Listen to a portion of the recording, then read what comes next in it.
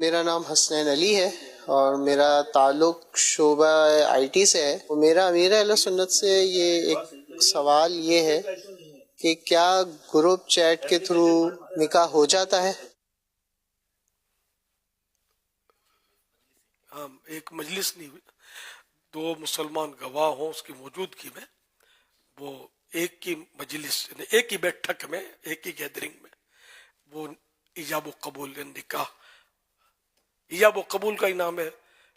جو پہلے بولتا ہے نا وہ ایجاب کرتا ہے، سمجھے؟ کہ میں تم سے نکاح کرتا ہوں، یا میں اس سے نکاح کرتا ہوں، یا تم اس سے نکاح کرتے ہو.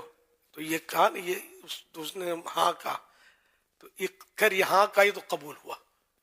ایجاب جو پہلے بولا نا وہ ایجاب کہلاتا ہے.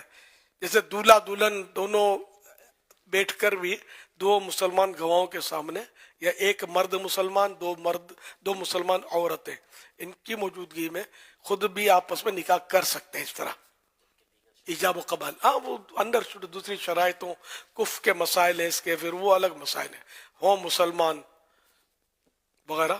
صلو علی الحبیب صلی اللہ علیہ محمد.